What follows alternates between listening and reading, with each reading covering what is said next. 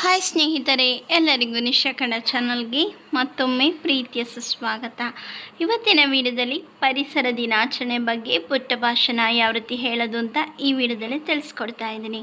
ಈ ವಿಡಿಯೋ ನಿಮಗೆ ಇಷ್ಟವಾದರೆ ಲೈಕ್ ಮಾಡಿ, ಶೇರ್ ಮಾಡಿ. ನನ್ನ ಚಾನಲ್ನ ಇನ್ನೂ ಸಬ್ಸ್ಕ್ರೈಬ್ ಆಗಿಲ್ಲದಿದ್ದರೆ ಈಗಲೇ ಹೋಗಿ ಸಬ್ಸ್ಕ್ರೈಬ್ ಆಗಿ, ಪಕ್ಕದಲ್ಲಿ ಕಾಣೋ ಬೆಲ್ ಬಟನ್ನ ಟಚ್ ಮಾಡಿ. ಪ್ರಾಂಶುಪಾಲರಿಗೆ, ಶಿಕ್ಷಕರಿಗೆ ಮತ್ತು ನನ್ನ ಆತ್ಮೀಯ ಗೆಳೆಯರಿಗೆ ಶುಭೋದಯ. ನನ್ನ ಹೆಸರು ಉಷಾ. ನಾನು 7ನೇ ತರಗತಿಯಲ್ಲಿ ಅಧ್ಯಯನ ಮಾಡುತ್ತೇನೆ. ಇಂದು ನಾವು ಅತ್ಯಂತ ಪ್ರಮುಖ ದಿನವಾದ ವಿಶ್ವ ಪರಿಸರ ದಿನವನ್ನು ಆಚರಿಸಲು ಇಲ್ಲಿ ಸೇರಿದ್ದೇವೆ. ವಿಶ್ವ ಪರಿಸರ ದಿನದ ಇತಿಹಾಸ ಮತ್ತು ಅದರ ಸ್ಥಾಪನೆಯ ಅವಶ್ಯಕತೆಯ ಕುರಿತು ನಾನು ಭಾಷಣ ಮಾಡುತ್ತೇನೆ. ವಿಶ್ವ ಪರಿಸರ ದಿನವನ್ನು ವಿಶೇಷವಾಗಿ ಎಲ್ಲ ಪರಿಸರ ಸಮಸ್ಯೆಗಳನ್ನು ತಿಳಿದುಕೊಳ್ಳಲು ಮತ್ತು ಪರಿಹರಿಸಲು ಆಚರಿಸಲಾಗುತ್ತದೆ. ಇದನ್ನು ಪರಿಸರ ದಿನ ಅಥವಾ ವರ್ಲ್ಡ್ ಎನ್ವೈರ್ನ್ಮೆಂಟ್ ಡೇ ಎಂದು ಕರೆಯುತ್ತಾರೆ. ಇದು ಪರಿಸರದ ಸಮಸ್ಯೆಗಳನ್ನು ಕೇಂದ್ರೀಕರಿಸುವ ಮತ್ತು ಅವುಗಳನ್ನು ಸಂಪೂರ್ಣವಾಗಿ ಪರಿಹರಿಸಲು ಪ್ರಯತ್ನಿಸುವ ಅತ್ಯುತ್ತಮ ವಾರ್ಷಿಕ ಕಾರ್ಯಕ್ರಮವಾಗಿದೆ.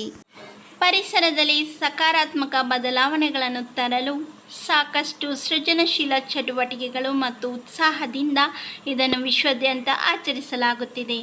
ಜೀವನದ ಆರೋಗ್ಯಕರ ಸಾಧ್ಯತೆಗಾಗಿ ಭೂಮಿಯ ಮೇಲೆ ನೈಸರ್ಗಿಕ ಪರಿಸರವನ್ನು ಶಾಶ್ವತವಾಗಿ ರಕ್ಷಿಸುವ ಗುರಿ ಹೊಂದಿದೆ.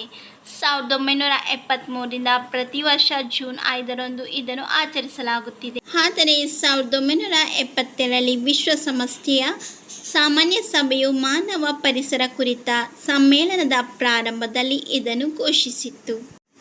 ಪರಿಸರ ಕ್ಷೀಣಿಸುತ್ತಿರುವ ಸ್ಥಿತಿಯ ಬಗ್ಗೆ ಜಾಗತಿಕ ಜಾಗೃತಿ ಮೂಡಿಸಲು ಮತ್ತು ಜನರಿಗೆ ಅದರ ಬಗ್ಗೆ ತಿಳಿಸಲು ಈ ವಾರ್ಷಿಕ ಆಚರಣೆಯನ್ನು ಮಾಡಲಾಗುತ್ತದೆ. ಪ್ರತಿ ವರ್ಷ ಈ ಆಚರಣೆಯು ನಿರ್ದಿಷ್ಟ ವಿಷಯವನ್ನು ಅವಲಂಬಿಸಿರುತ್ತದೆ. UN ಘೋಷಿಸಿದೆ. ಇದು ಪರಿಸರವನ್ನು ಉಳಿಸಲು ಕೆಲವು ಹೊಸ ಮತ್ತು ಪರಿಣಾಮಕಾರಿ ಯೋಜನೆಗಳನ್ನು ಅನುಷ್ಠಾನಗೊಳಿಸುವತ್ತ ಗಮನ ಹರಿಸುತ್ತದೆ. ಹೊಸ ಯೋಜನೆಗಳನ್ನು ರೂಪಿಸಲು ಮತ್ತು ಅದಕ್ಕೆ ಅನುಗುಣವಾಗಿ ಅವುಗಳನ್ನು ಕಾರ್ಯಗತಗೊಳಿಸಲು ವಿಶ್ವದ ವಿವಿಧ ದೇಶಗಳ ರಾಜಕೀಯ ಮತ್ತು ಆರೋಗ್ಯ ಸಂಸ್ಥೆಗಳು ಸೇರಿದಂತೆ ಲಕ್ಷಾಂತರ ಜನರ ಗಮನವನ್ನು ಸೆಳೆಯುವ ಉದ್ದೇಶವನ್ನು ಹೊಂದಿದೆ. ಪರಿಸರದಲ್ಲಿನ ಬದಲಾವಣೆಗಳನ್ನು ನಿಯಂತ್ರಿಸಲು ಜಾಗತಿಕ ತಾಪಮಾನ ಏರಿಕೆ, ಅರಣ್ಯನಾಶ, ಮಾಲಿನ್ಯ, ಕೈಗಾರೀಕರಣ ಮುಂತಾದ ಸಮಸ್ಯೆಗಳನ್ನು ಬಗೆಹರಿಸುವುದು ಬಹಳ ಅವಶ್ಯಕ. ಇದರ ಆಚರಣೆಯು ಇಂಗಾಲದ ತಟಸ್ಥತೆ, ಅರಣ್ಯ ನಿರ್ವಹಣೆ, ಹಸಿರುಮನೆ ಪರಿಣಾಮವನ್ನು ನಿರ್ವಹಿಸುವುದು, ಜೈವಿಕ ಇಂಧನ ಉತ್ಪಾದನೆಯನ್ನು ಉತ್ತೇಜಿಸುವುದು, ವಿದ್ಯುತ್ ಉತ್ಪಾದಿಸಲು ಜಲವಿದ್ಯುತ್ ಬಳಕೆ, ಸೌರ ನೀರಿನ ಶಾಖೋತ್ಪಾದಕಗಳನ್ನು ಬಳಸಲು ಜನರನ್ನು ಪ್ರೋತ್ಸಾಹಿಸುವುದು, ಸೌರಮಂಡಲದ ಬಳಕೆ, ಹವಳದ ಬಂಡೆಗಳು ಮತ್ತು ಮ್ಯಾಂಗ್ರೋವ್ಗಳ ಪುನಃಸ್ಥಾಪನೆ ಮತ್ತು ಇತರೆಗಳ ಮೇಲೆ ಕೇಂದ್ರೀಕರಿಸಿದೆ. ಪರಿಸರ ಸಂರಕ್ಷಣೆಯು ಪರಿಣಾಮಕಾರಿಯಾಗಬೇಕಿದೆ. ಆರೋಗ್ಯಕರ ಪರಿಸರ, ಸಂತೋಷದ ಭವಿಷ್ಯ. ಧನ್ಯವಾದಗಳು.